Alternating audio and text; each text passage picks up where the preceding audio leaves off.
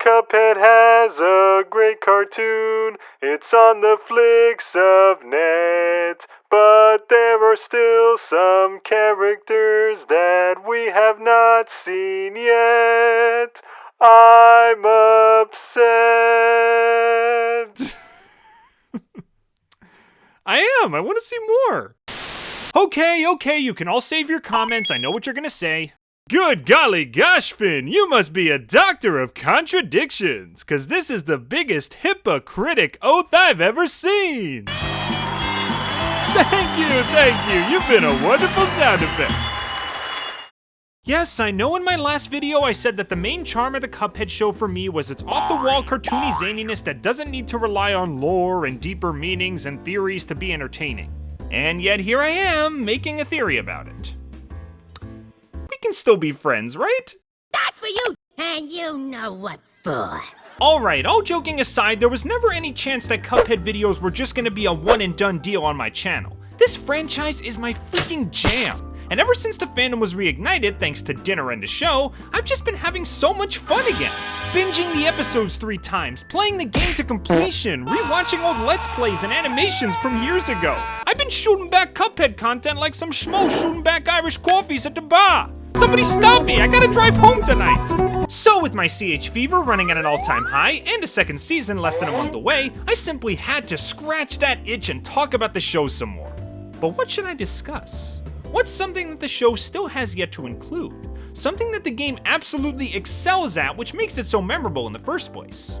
Oh yeah, more freaking bosses! Bosses are Cuphead's bread and butter, the most interesting, diverse, and also common thing you'll be facing if you ever picked up the game. I mean, a full playthrough can pretty much be summed up as talk with Grandpa, fight him boss, spend his pension, fight him boss, Sunday strolling, fight him boss, beat that dice guy, and his boss. But aside from the occasional episode, the Cuphead show really has yet to utilize its source game's incredible rogues gallery. I'm sure they've got more bosses planned for upcoming seasons, but for the time being, I've really been wondering what kind of vibrant personalities they're gonna give to these crazy characters, and what sort of weird scenarios will ensue when the Cuphead bros eventually meet them. Well, during this not-so-epic 2-part video, I'm gonna discuss every single boss in the freaking game and try to propose an idea for an episode where they play a significant role. You know, a story that really introduces us to their character, their quirks, their flaws, etc. Some of these are better and more fleshed out than others, I will admit, but at the end of the day, these are just some fun concepts I had off the top of my head. But first, let's lay down some ground rules for this video. Number 1, no repeats. If the boss already got their own starring role, I'm not gonna include them on this list. Unless maybe I want to put them in a supporting role or something. And obviously bosses in the main cast like the devil are out as well, since they appear all the freaking time. Number 2, no DLC bosses. Yet. I haven't heard or seen any evidence that Delicious Last Course will even be included at all in Season 2, so Salt Baker and his glorified shopping list are gonna take a back seat here. Maybe I'll make a part 3 someday if the DLC bosses are confirmed for Season 3, but for now, OGCH bosses only. Number 3, none of King Dice's 9 mini-bosses. I doubt that we're gonna be seeing any of KD's club staff in this show, mainly because they seemingly axed the whole idea of him owning a casino in the first place. I guess it makes sense. I mean, could you imagine seeing an ember-spewing cigar bud, a pure-wedding roulette wheel, and a sentient Kendrick Lamar song appearing in a kids show nowadays? Yeah, I didn't think so. And most importantly, number 4, I know the creators have confirmed that there will be a story arc in future seasons, but I don't expect it to be anything super deep. This isn't Infinity Train or Arcane or some other third Ain. It's a goofy 1930s style cartoon with surreal slapstick silliness. I think it's going to be something overlapping, but still simple. And if they do decide to incorporate the game's main plot, you know, the whole give me your souls or I'll fill you with holes quest, I still think most of the bosses should have their own introductory episodes to show off their personalities first, instead of just introducing them right away and then immediately killing them off like the game did. As usual, these are just my own wacky ideas off the top of my head, and if you have any concepts for episodes centered around Cuphead's big bads, feel free to leave a comment below. But for now, let's discuss every in-game boss that our show bros will hopefully come across. Let us begin.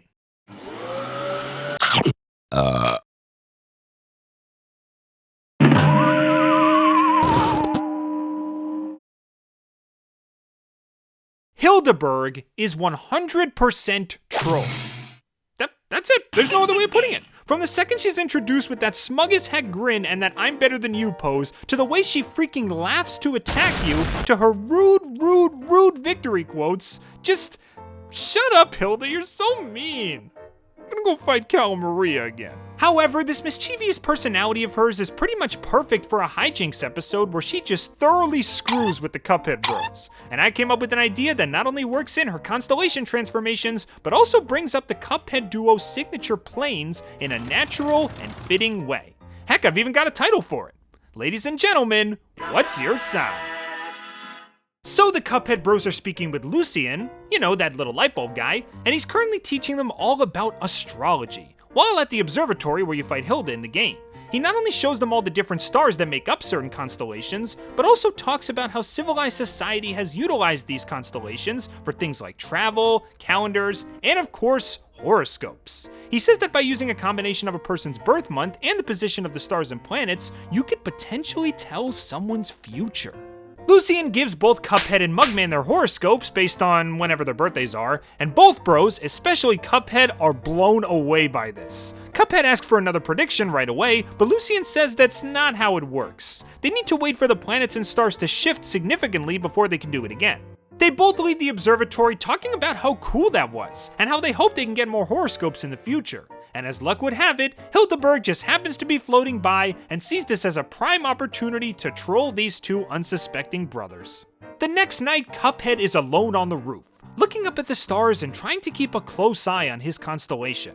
Let's just say Taurus for now, since that's one of Hilda's main forms. He desperately wants it to move so he can get another prediction, but as luck would have it, a physical manifestation of his sign comes floating down from the heavens, which is obviously just Hilda in one of her forms. She says that she's heard Cuphead's plea for another prediction, and she's decided to give him one whenever his heart desires. And Cuphead, being the doof that he is, completely falls for this. He decides to get a prediction every single night, which Hilda gives to him, but these predictions are pretty much just set up so she can play pranks on him. Like, oh, stand under this tree and it will rain free money on you. But instead she just puts a beehive in the tree and then bees just swarm Cuphead.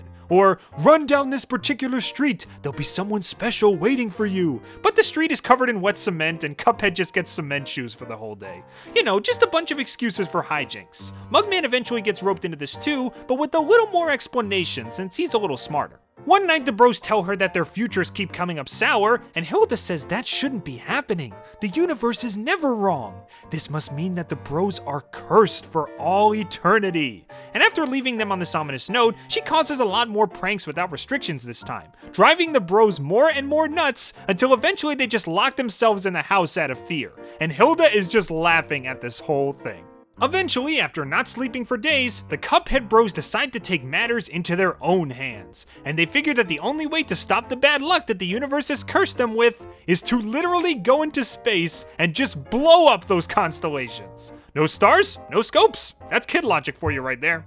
So they talk with Canteen Hughes, the mechanic from the game who built them their planes, to build them their planes. They fly all the way up to the sky at nightfall, but then Hilda floats right up to them in one of her forms, changes back to normal, lets out one last hearty laugh, and reveals that the whole thing was her prank all along. Fool you! But maybe the bros are so sleep deprived that they still think she's a constellation even in her base form, which would lead to a cool aerial fight and some much deserved comeuppance for Hilda once it's over. And then after they shoot her a bunch of times and chase her away, they both agree to never read horoscopes again. Overall, I think this sounds like a cool story. Good use of Hilda, a great excuse for wacky hijinks, and a way to organically introduce the Cuphead Bros signature sky vehicles. Nothing super crazy, just a fun adventure that could really turn Hilda into the star she was meant to be.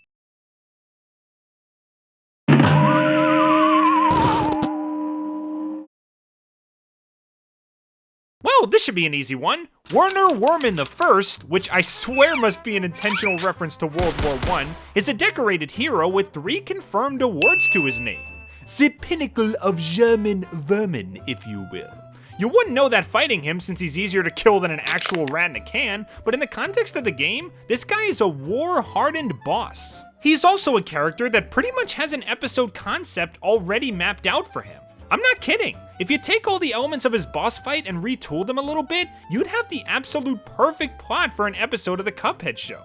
Picture this. Cuphead, Muggsy, and Elder K are all sitting down at a table, getting ready to eat a very fancy, expensive-looking cheese. They even mention in the dialogue that they've been on a waiting list for that cheese for a long time. Kinda like how Bob Belcher was on a list for that Brook Farms Heritage Turkey and Bob's Burgers. But just as they're about to chow down on that cheddar, the cheese gets up and walks off the table. Upon closer inspection, they see that a rat is making off with their food. Cup and Mug try to fight him off, which only leads to them getting hurt instead, and the rat escapes completely unscathed, with their precious cheese in tow. Elder Kettle is left in complete disbelief from what he just saw. Not because a rat stole his food, that happens all the time, but this particular rat looked familiar. That helmet, that cigar, that crooked smile. It can't be! The Cups ask EK what he's talking about, and he tells them that he might actually know who this tiny food thief was. General Werner Werman, an old foe from back in his military days, a notorious spy for the enemy's side who was well known for getting away with top secret information. A literal rat in the system. EK tells the bros that he's a dangerous and crafty beast despite his small size, but Cuphead says, me general schma me general. He took their cheese and he's gonna get it back. So they follow a convenient trail of cheese crumbs all the way to a normal looking house. Everything from the doors to the windows is locked, and the only way in seems to be a small mouse hole. So the Cup Bros somehow managed to shrink themselves like in the game. Maybe they bought something from Pork Rind, or they asked Quadratus to make them tiny. I don't know, the point is they're small enough to fit in the hole now. They continue to follow Werman's trail, sneaking right past some soundly sleeping cats. And when they finally enter his home, they realize that he's not keeping the cheese for himself, he's actually using it to feed some other rats that have come to trust him as their leader. The Cup Bros ask what the heck is going on, and Werman says, war. War is going on! And he tells the bros about how his people are trapped in this house by those hungry cats they saw. He's been sneaking outside the house for years looking for food and supplies to bring back to them for survival. And he doesn't settle for scraps. He brings them back the best stuff he can sniff out, like that expensive cheese that he took from them. And anytime the cats attack their safe hole, he fends them off all by himself. Heck, just as he says that, one of the cats bursts through the wall and Werman defeats it single-handedly in his little soup can tank. It even grabs and eats one of Werman's people, so it's clear that this thing is dangerous. Everything seems legit at first, just a selfless guy trying to provide for his people, but then the bros realize that some things don't add up. Like if Werman is able to escape the house so easily, why doesn't he just call for help? You know, get his people out of that horrible place for good. Or maybe they start noticing a few strange tics about the so-called cats that are keeping them prisoner. And eventually, after some detective work, the Cup Bros realize that just like in the game, the entire song and dance Werman is putting on is completely fake. Those evil menacing cats are fake, this idea that they can't escape is fake, his comrades getting eaten is hopefully fake? And when the bros confront Werman about this, he admits that yes, he was a big phony this whole time. But he only did it because he missed the old days when he was actually a war hero, and he was getting the praise heaped onto him. The other rats say that he was always a role model in their eyes, and he didn't have to lie to prove how incredible he was. But they now realize that he's just a great big greedy jerk, and they basically run him out of town with his tail between his legs. Heck, maybe they should set his pants on fire with his cigar as a nice ironic punishment. Overall, this is a pretty simple plot, but it would definitely be fitting for the character and a good excuse for some classic Cuphead action when fighting the cats. Also, since he does speak German in the game, maybe get a German guy to voice him with subtitles along the bottom. That'd be kinda cool.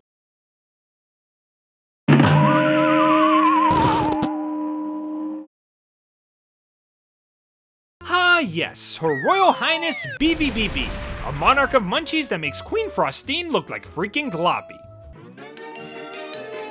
She's another pretty easy one to write an episode for, and similar to Ghost Saying Real, it could actually be a direct homage to her Silly Symphony's inspiration.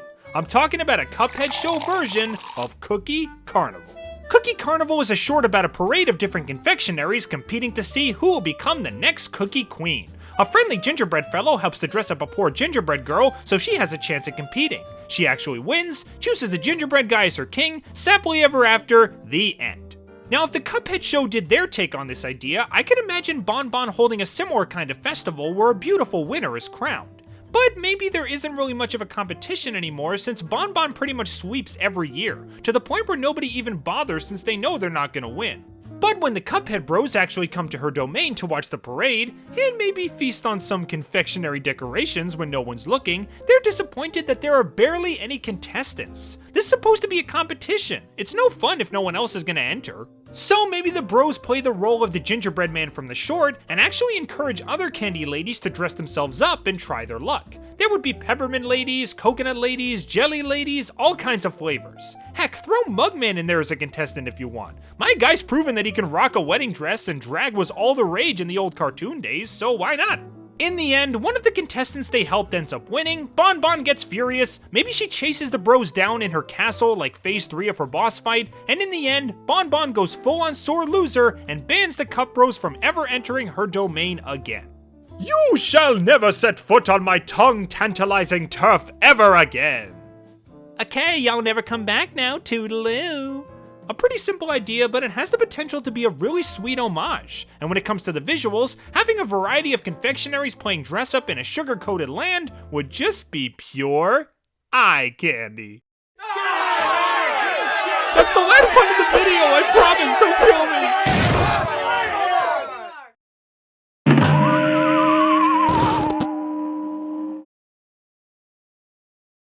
What am I supposed to do with this guy? No, seriously, like, what the heck do I do here? He's a Mike Tyson blob of Nickelodeon gack that may or may not be ripping off Dragon Quest in a boring forest that desperately wants his gravestone to become mine, if you know what I mean. There's almost nothing you could derive from a character like that. Unless, maybe you want to talk about steroid abuse? Yeah, sure, whatever. That's his episode, an 11-minute drug PSA. Don't do them roids, kids! I did, and I ended up dying. Now you know, and knowing is 1/3 of my battle. GLG! I don't freaking know, just go to the next one.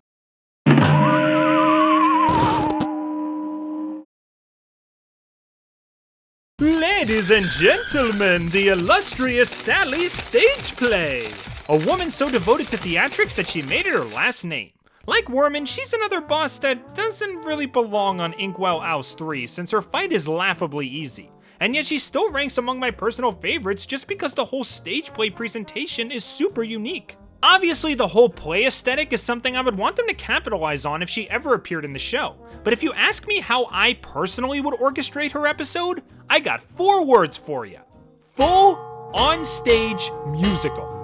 There is no face in the Cuphead cast that would be better suited for a musical episode than her. And something like that would be the perfect introduction to her character. But this wouldn't be just any ordinary play. This would be a production personally funded by the devil himself. Let me set the scene. Cuphead and Mugman are shown some kind of cool family heirloom by EK, like a bracelet or a pocket watch or even some kind of cool looking decorative handle. He tells them not to touch it and then goes to take a nap since he's got tickets to a show tonight. They think that his heirloom looks really cool on them though, so they decide to take it out for just a little while and then put it back when they're done. Things start off okay with people commenting on how cool they look, but eventually the heirloom gets lost. They start searching and searching, thinking they might have dropped it on the sidewalk or something. Then they see a long, lanky woman with a parasol pick it up and then book it. They follow her to a theater and confront her about what she stole. She says that she didn't steal anything. It's a finders keepers world, and this little trinket would make the perfect prop for her next play. The Cuphead Bros warn her that they're gonna tell the authorities, but she tells them that no one is gonna believe 2 kids over the Isle's most illustrious rising star. Fame and money always win, it's just fact. She tells them that she'll give it back to them if they do something for her. The play that she's starring in tonight is short 2 actors. If the bros fill those roles, she'll return their little trinket once it's over. They both agree to this and ask if there are any lines they need to memorize beforehand. She says no, just step on the stage when it's their cue and everything will be taken care of. The play starts up a few hours later, and the second the Cup Bros step onto the stage, everything starts changing. The props start to look like real objects, the special effects become real, their feet feel like they're almost glued to the stage, and they start singing every word they say in a beautiful singing voice. Heck, even when they try to yell for help because they don't know what's going on, the crowd just thinks it's a song in the show. Then the bulk of the episode involves the Cup Bros just going through the motions of the play, all with a bunch of original songs and really cool visual effects. The animators and composers can just have a lot of fun here. Then when the play's finally over, the crowd gives a standing ovation, and Sally gives them their trinket back, cause a deal's a deal. But uh-oh, guess who was in the crowd watching this whole time? Yup, Elder Kettle. Turns out that this was the show he was gonna see tonight. The Cup Bros get taken home and punished for disobeying, and then at the very end, we get an interesting reveal. As Sally relaxes backstage, we see that not only did she sign a contract with the theater to do more nightly shows, but she also signed a contract with the devil to make her plays super realistic and engaging. Dun dun dun! And there you go. If you really wanted to do the whole everybody signed their soul to the devil plot in future seasons, this could be a great way to show that the soul contracts exist and what kinds of things they'd be capable of. A tiny taste of what these ceramic simpletons might be up against if they ever owe the devil another debt. Heck, even if you scrap the devil's involvement and just make it a normal play, you'd still have the Cuphead Bros in a freaking musical. That's a premise which is just prime for entertainment, especially if the songs end up being as fun and jazzy as Cuphead's best.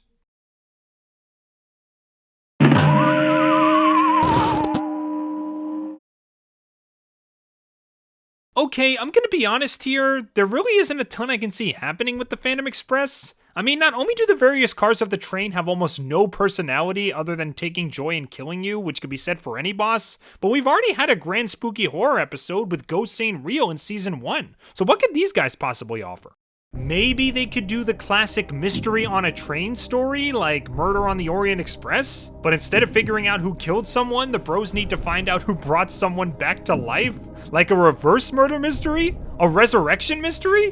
The train could be full of skeletons and ghosts, but there's just this one flesh and blood guy among them? And you could also have the alive guy be in total panic that he now has skin, and then when the lights go out, other guys start coming back to life and doing the same thing, and... You know, this sounded stupid at first, but the more I talk about it, the more I like it. Reincarnation on the Phantom Express. Make that an episode, I'd watch it.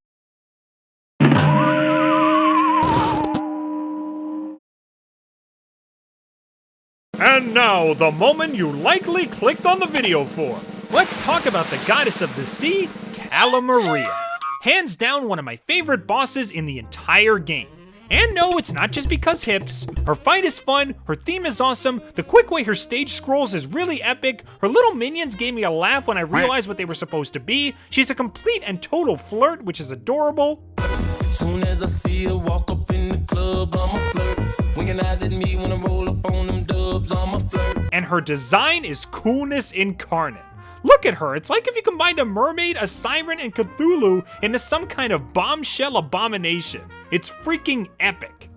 Also hips. So if it wasn't obvious, I really want an episode centered around her. And personally, I think I have a pretty good idea for one. As we saw in season 1, a lot of the devil's methods for stealing souls are currently out of order. His carnival's busted, roll the dice is probably getting low ratings since the king is gone, soul acquisition is starting to decline a bit. So the devil needs to hire some more help in order to keep him in the black. And who could be better to turn to than a 50-foot tall ocean mama who slurps down sailors like SpaghettiOs and literally burps out their immortal souls for offense. She's perfect. So the devil makes a proposal to her. All she has to do is provide him with like 40 or 50 souls a day, which is her daily fill of sailors. And in return, he'll provide her with something like no pollution in her ocean, or maybe creating currents that draw all the ships towards her, or something like that. And there's an extra special bonus for her if she brings him anyone on his most wanted list alive, so he can personally rip out their souls himself. She accepts this offer and goes about her day, chomping down ships to her heart's content and sharing the good news with all her aquatic friends. She gets to about 38 souls with half the day left, so she only has 2 to go. And who happens to show up on a nearby beach but Cuphead and Mugman, with old CH being number 1 on the devil's list. Oh, this is just too easy. She's still got half a day left, so she decides that she's gonna mess with her prey a little bit. You know, as sirens do. Turns out that Cuphead and Mugman came to the beach to help Muggsy get over his fear of the ocean. Maria swims over to them and tries to be as sweet and charming as possible, and Mugman falls for her pretty much instantly. Yes, I'm aware that I'm catering to a popular ship. All the cool kids are doing it, alright? She asks what the two of them are doing there, and Cuphead says that he's trying to help his little bro conquer his fear of the ocean. And she says that the ocean is nothing to be afraid of. Come on, I'll show you. She takes them both for a ride on her back across the sea, At first, Mugman is completely terrified, but the further along he goes, the more comfortable he gets. He even starts to make friends with some of Maria's little sea creature buddies, and even compliments her on how well she takes care of them. Maria notices this and is actually really flattered by how gentle and kind he is. She's so used to gross, rude pirates being on the high seas. She didn't expect her prey to be this kind. As the hours go by, both Mugman and Maria start having genuine fun, with Mugman completely forgetting about his fear and Maria completely forgetting about her quota. And Cuphead is just kinda along for the ride. I mean, come on, a free ocean tour from the Not-So-Little Mermaid? What's to complain about?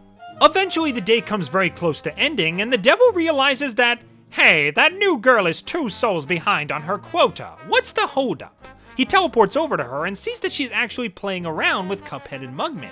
He goes over to congratulate her for completing her quota and bringing him his most wanted soul. But when he tries to take the Cup Bros away, she completely refuses. In fact, she actually hands the Cup Bros over to her marine friend so they can make a quick getaway. The devil tells her that that is the biggest mistake she will ever make. He manifests 2 electric eels that bite her on the hips and transform her into a Gorgon, completely stripping her of her conscience and basically turning her from Jekyll to Hyde. Cue the epic water chase scene set to High Seas Hijinks, where the Cup Bros ride on sea creatures, while Gorgon Maria tries to hit them with their stoner vision. Eventually her body gets busted up, leaving only her head, just like in the game, and that's when Mugman tries to appeal to her good nature, saying the usual stuff like, "I know the real you is inside there, Maria, you gotta fight it!" Cliched, yeah, but again, it's based on old cartoons, so it would kinda fit. The devil says that there's no way she can hear you since she's under his power, but she actually breaks through it and even chomps down on the devil to distract him. She keeps him in her mouth until the Cup Bros make their escape, the sun goes down, and because she didn't bring the devil enough souls in time, the deal is officially off. This leaves Maria with only her floating head, and the devil still without Cuphead's soul, and probably covered in gross Gorgon spit.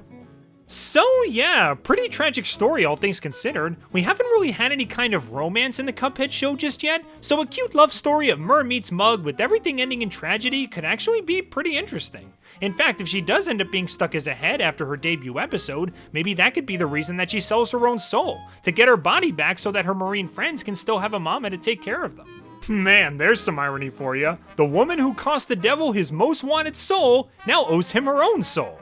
That's gotta be rough. I own you! Honestly, I don't really mind what they do with Cala Maria in the show, I just want Netflix to make her part of our world, if you know what I mean. And no, that 2-second cameo in the theme song doesn't count. Hey guys, a quick little spoiler-filled editor's note here, skip here if you don't want spoilers.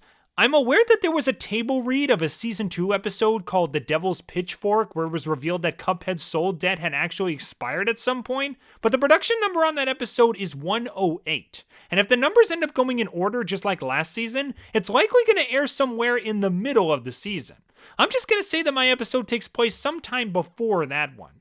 Heck, maybe the whole soul shortage and almost getting vored by Maria could be some of the humiliating setbacks that the paper is referring to in the review. You never know. Alrighty guys, I think that's all I've got for you today. So far we made it through 6 bosses, and I plan to tackle the remaining ones at a later date. Don't forget to subscribe so you don't miss part 2, and if you have your own episode ideas for the bosses we've looked at today, feel free to leave them in the comments below. Thanks for tuning in everybody, and I hope to see you all real soon.